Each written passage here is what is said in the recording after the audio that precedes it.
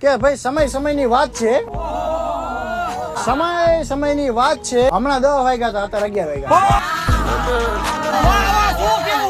કદાચ લોકો નહીં પણ તું તો સમજી શકે, કદાચ લોકો નહીં પણ તું તો સમજી શકે ને કે ઘેટાના બચ્ચાને લવારું કહેવાય.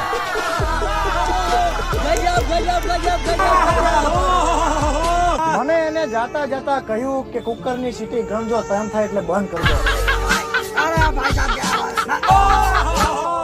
એક તારા નામની રેખા હાથમાં છે, એક જ તારા નામની રેખા હાથમાં છે, બીજી બધી પગમાં છે.